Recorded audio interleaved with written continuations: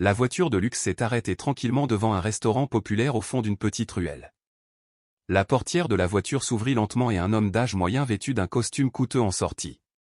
Il n'est autre que le milliardaire Tan, l'un des hommes d'affaires les plus riches et les plus puissants de la ville. Il est célèbre non seulement pour son immense richesse, mais aussi pour sa froideur et son pragmatisme dans le monde des affaires. Aujourd'hui, Monsieur Tan avait un rendez-vous important avec son partenaire, mais l'autre personne était en retard, l'obligeant à s'arrêter dans ce petit restaurant pour attendre. L'espace à l'intérieur du restaurant est à l'étroit avec de vieilles tables en bois, où les ouvriers sont assis les uns à côté des autres et discutent bruyamment. L'odeur de nourriture mélangée à la graisse qui monte crée une atmosphère typique des restaurants populaires en bord de route. Monsieur Tan n'était pas habitué à ce bruit et à ce chaos. Ses sourcils légèrement froncés, mais il choisit quand même un coin caché pour s'asseoir. À la table voisine, un garçon maigre, âgé d'une dizaine d'années, mangeait un bol de riz et un bouillon fin. Son vieux t-shirt présentait quelques petites déchirures, mais ses yeux étaient brillants et pétillants d'une manière inhabituelle. Il ne mangeait pas à la hâte comme les autres enfants affamés, mais mangeait en observant discrètement Monsieur Tan. Chaque fois que Monsieur Tan levait ses baguettes, le garçon jetait un coup d'œil furtif, ses yeux semblant chercher quelque chose. Finalement, comme s'il avait pris sa décision, il posa ses baguettes, prit une profonde inspiration, puis marcha courageusement devant lui. Sa voix résonnait, petite mais claire, porteuse à la fois d'excitation et d'anticipation. « Mon oncle, ma mère a ta photo dans son portefeuille. » Cette phrase était comme un éclair dans un ciel clair. L'espace du restaurant devint soudain silencieux, tous les regards se tournèrent vers le garçon et l'homme riche. Les murmures commencèrent à monter. Certains étaient surpris et ravis, d'autres étaient sceptiques. Tout le monde se demandait, qu'est-ce qu'un garçon aussi pauvre pouvait avoir à voir avec un célèbre milliardaire? Monsieur Tan fit une pause, ses yeux perçants observant le garçon. Ces mots sont incroyables. Il le regardait de la tête aux pieds, essayant de retrouver une trace familière, mais tout lui était inconnu. « Qu'est-ce que tu viens de dire ?» Sa voix était basse, pleine de frustration. Cependant, le garçon n'a montré aucune peur. Ses yeux étaient toujours brillants et inébranlables, comme s'il croyait fermement en ce qu'il disait. « Ma mère a dit que tu étais une bonne personne. Mais ma mère est malade et ne travaille plus. Elle sera très heureuse de te rencontrer. Peux-tu venir chez moi ?» Un léger rire retentit dans un coin de la boutique. Un homme d'âge moyen à proximité secoua la tête et sourit sarcastiquement. Encore un truc des enfants. Chaque fois qu'ils voient des gens riches, ils inventent des histoires pour demander de l'argent. Une autre femme prit la parole, la voix un peu hésitante. Mais il a l'air si honnête qu'il ne ressemble pas à une bande d'enfants trompeurs. Monsieur Tan plissa les yeux et regarda à nouveau le garçon. Si c'est un acte, alors vous le faites très bien. Mais si c'est vrai, pourquoi sa mère a-t-elle une photo de lui? Cette question persistait dans son esprit. Après un moment de réflexion, Monsieur Tan posa lentement ses baguettes et se leva. « D'accord, emmène-moi chez toi. » Le garçon était heureux et marchait avec agilité, ouvrant la voie. Tous deux tournèrent dans de petites ruelles sinueuses, où s'entassaient de vieilles maisons aux murs de chaux écaillés. Les rues sont étroites, humides et les murs sont tachetés de mousse. L'odeur de moisi, la fumée de la cuisine et les déchets se mélangent pour créer un espace complètement à l'opposé du monde luxueux que connaît Monsieur Tan. Ses pas ralentissèrent un peu. Il connaît trop bien les hôtels 5 étoiles et les villas de luxe. Cet endroit le mettait quelque peu mal à l'aise. Il évitait soigneusement les flaques d'eau sale sur la route, ses yeux se tournant vers les ouvriers occupés à gagner leur vie. Certaines personnes l'ont reconnu et ont chuchoté, mais personne n'a osé s'approcher. Finalement, le garçon s'est arrêté devant une chambre de motel délabrée. La porte en bois était délabrée, la peinture s'écaillait par endroits, et seul un mince rideau protégeait l'intérieur. Le garçon poussa doucement la porte et se tourna pour regarder Monsieur Tan avec des yeux pleins d'espoir. « Maman, je l'ai ramené à la maison. » À l'intérieur de la petite pièce étroite, il n'y avait qu'un vieux lit, une table en bois tremblante, quelques chaises en plastique et une armoire usée. Sur le lit, une femme maigre et pâle essayait de se redresser. Sa toux la faisait légèrement trembler, mais ses yeux lorsqu'elle a vu Monsieur Tan étaient remplis de choc. Monsieur Tan restait immobile, son cœur semblait cesser de battre. Même si la femme en face de lui était très émaciée, il reconnaissait quand même. C'était son premier amour. « Ah, c'est toi. » Sa voix était rauque, pleine de surprise mêlée d'émotion. La femme le regarda, les larmes coulant soudainement. Sa main tremblante attrapa le vieux portefeuille posé sur la table, l'ouvrit et en sortit une photo jaunie. Sur la photo, un jeune homme se tient là avec un sourire éclatant.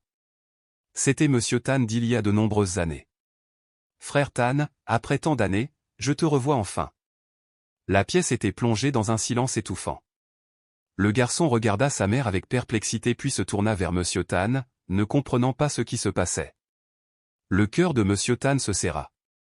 Les souvenirs du passé refont surface, les jours de jeunesse, les promesses non tenues et même les séparations amères. Il déglutit difficilement, essayant de rester calme. Pourquoi es-tu comme ça? Que s'est-il passé? A regarda son fils, posa doucement sa main sur sa tête, sa voix légèrement tremblante mais chaleureuse. Voici Nam, mon fils, et aussi ton fils. La petite pièce était si calme que seule la douce toux de Ha et la respiration lourde de Monsieur Tan pouvaient être entendues. L'espace semblait se figer, ne laissant que des yeux remplis d'émotion. Monsieur Tan regardait la femme devant lui, une tempête d'émotions montant dans son cœur choc, tourment, mêlé de questions sans réponse. Qu'est-ce que tu viens de dire? La voix de Monsieur Tan était étouffée, n'osant pas croire ce qu'il venait d'entendre. Nam, c'est ton fils? Ha hocha légèrement la tête, les yeux brouillés par les larmes. Le garçon Nam regarda sa mère confusément, puis regarda Monsieur Tan. Il n'avait jamais entendu sa mère parler de son père. La seule chose qu'il sait, c'est que sa mère garde toujours une vieille photo dans son sac à main, la regardant parfois avec des yeux calmes. Lorsque Nam lui a demandé, sa mère a simplement répondu qu'il était une bonne personne. Tu ne te souviens de rien, Tan? La voix de Ha était tremblante, faible mais pleine de tristesse. Cette année-là, je t'ai cherché, mais tu n'étais plus là. J'ai choisi mon propre chemin, en quittant cet endroit, en te laissant. Ces mots étaient comme un couteau transperçant la mémoire de Monsieur Tan, le ramenant aux années passées. Il y a plus de 10 ans, lorsqu'ils étaient jeunes, Monsieur Tan et Ha s'aimaient tendrement. Les deux hommes ont promis de construire un avenir ensemble, mais le destin a ensuite pris une autre tournure. Lorsque l'opportunité de changer de vie s'est présentée, Monsieur Tan s'est précipité pour poursuivre sa carrière, laissant tout derrière lui, sa ville natale, son amour, et ne sachant pas que Ha avait une goutte de son sang en lui. Je te cherche depuis tant d'années, mais tu es allé trop loin, a poursuivi Ha, la voix remplie de douleur. J'ai accouché seul et j'ai élevé Nam seul. La vie est très difficile, Tan. Mais je ne t'ai jamais blâmé. C'est juste, je ne m'attendais pas à ce que le destin te laisse apparaître à ce moment-là. Ces mots ont fait mal au cœur de Monsieur Tan. Il n'aurait jamais pensé que la fille qu'il aimait autrefois devrait traverser des années aussi difficiles. Mais pourquoi ne m'as-tu pas contacté? A demandé Monsieur Tan, sa voix mêlée d'un peu de reproche et de regret. Tu sais que j'ai réussi, pourquoi ne viens-tu pas vers moi? Ha ri, mais ce sourire contenait tellement d'amertume. Vous cherchez? Elle secoua légèrement la tête. Pensez-vous qu'une femme pauvre comme moi puisse entrer dans votre monde? Quand je vous vois dans la presse, au milieu d'événements luxueux, je comprends que vous appartenez à un autre monde. Je ne veux pas vous déranger. Je veux juste garder de beaux souvenirs de vous, pour que mon fils soit fier de savoir que son père est un homme talentueux. Nam était toujours assis là, écoutant silencieusement. Le garçon était trop jeune pour comprendre pleinement la conversation entre adultes, mais dans la voix de sa mère, il ressentait une profonde tristesse. Monsieur Tan a regardé autour de la petite pièce le cœur lourd. Tout cela, c'est parce qu'il est parti. Une vague de culpabilité monta, noyant sa raison. Je suis désolé. Ha secoua la tête, les larmes coulant. À quoi ça sert de s'excuser maintenant, Tan? Elle s'étrangla. La chose importante en ce moment, ce n'est pas toi, mais moi. Nam a grandi sans père. Je dois prendre ma décision. L'atmosphère dans la pièce est devenue étouffante. Monsieur Tan était pensif, l'esprit confus.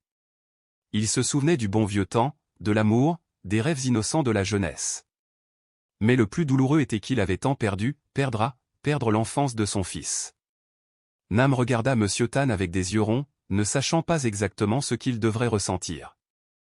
Jusqu'à présent, il n'avait jamais pensé à son père, mais désormais, cet homme se tenait devant lui. Mais est-ce vraiment important, alors que sa mère a dû endurer seule toutes ses souffrances? Ha parla doucement, brisant le silence. Tu es un homme d'affaires prospère, tu as ta propre vie. Je ne m'attendais pas à ce que tu sois responsable. Je veux juste que mon fils sache qui est son père. Aujourd'hui, j'espère juste que tu pourras regarder Nam une fois et, si possible, laisse-moi garder un petit quelque chose qui t'appartient, même si ce n'est qu'un souvenir. Monsieur Tan se pencha face à son fils. Nam, tu veux un père? Le garçon fut légèrement surpris, confus et se tourna vers sa mère, comme s'il cherchait une confirmation. Après un moment de silence, Nam secoua lentement la tête. Je n'ai pas besoin d'un père riche. J'ai juste besoin que ma mère soit en bonne santé. Cette phrase était comme un couteau transperçant le cœur de Monsieur Tan. Mais il n'a pas blâmé Nam, car c'était de sa faute. Mais cette fois, il ne voulait pas commettre une autre erreur. Monsieur Tan s'est tourné vers elle et lui a tenu la main fine. Je sais que j'avais tort. Je ne peux pas changer le passé, mais je veux y arriver maintenant. Laisse-moi prendre soin de toi et de Nam. Je ne peux pas laisser mon fils seul un instant de plus. A avait les larmes aux yeux, mais hésitait encore. Tu dis ça, mais tu comprends vraiment, Tan? Nam n'a pas seulement besoin d'argent. Il a besoin d'un vrai père, pas de quelqu'un qui va et vient. Si tu n'es pas sûr, alors s'il te plaît, ne lui fais plus de mal. Monsieur Tan lui serra la main, les yeux pleins de détermination. Je te le promets. Quoi qu'il arrive, je ne te quitterai plus jamais, toi et ta mère. Et à partir de ce jour, la vie de 3 personnes a peu à peu changé. Bien qu'il y ait encore des lacunes, grâce à la persévérance de Monsieur Tan, Nam s'ouvre progressivement davantage. Les conversations durent plus longtemps, les moments où nous passons du temps ensemble davantage. Monsieur Tan a non seulement offert à son fils une maison spacieuse, mais il a également essayé de rattraper les années perdues. Un après-midi, Nam courut dans la cuisine, tenant une photo à la main. « Maman, je vais tous te dessiner aussi. » A regarda silencieusement la photo, des larmes coulant de ses yeux de bonheur. Monsieur Tan se tenait derrière, observant tranquillement ce moment. Il savait qu'après tout, la chose la plus précieuse qu'il ait jamais perdue, était enfin revenue.